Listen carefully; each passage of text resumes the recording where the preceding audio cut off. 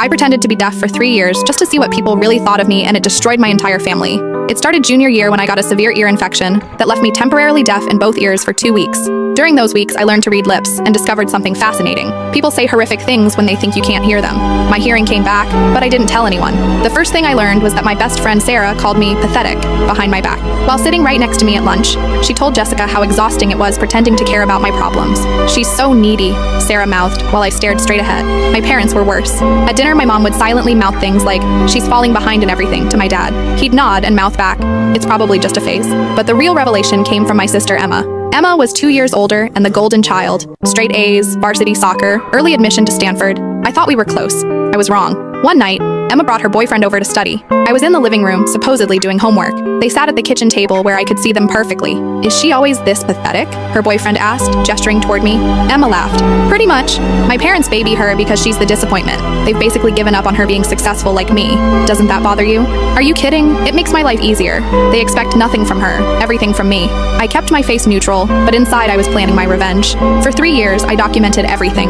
My parents had a betting pool with relatives about whether I'd graduate high school. My guidance counselor told colleagues I was a lost cause. Even my grandmother told my mom she was embarrassed to introduce me to her bridge club. The breaking point came at Emma's graduation party. The whole extended family was there, celebrating her acceptance to medical school.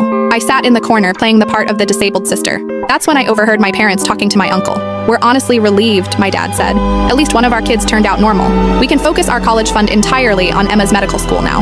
My mom nodded. "The deaf one will probably qualify for disability benefits anyway. We don't have to worry about her future anymore." They were planning to abandon me financially because they thought I was disabled. I stood up, walked to the center of the room, and clapped my hands loudly. "Can everyone hear that?" I asked clearly. The room went silent. Emma's face went white. "Because I can hear everything," I continued. "Every cruel word, every whispered insult, every plan you've made behind my back for 3 years." My mother's mouth fell open. "What do you mean?" "I mean I've been able to hear perfectly since junior year. I just wanted to see what kind of people my family really were when they thought I couldn't hear them." I pulled out my phone and played a recording. My parents discussing how much money they'd save by not sending the defective one to college. Emma started crying.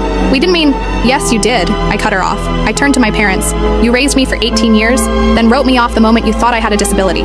I picked up my graduation gift, a cheap bracelet they'd clearly grabbed last minute, and handed it back to my mom. "Keep this. You'll need to save money now that you only have one daughter." I walked out and never went back. 5 years later, I'm finishing my master's degree in psychology. Emma dropped out of medical school after 2 years. Turns out she couldn't handle pressure without her parents doing everything for her.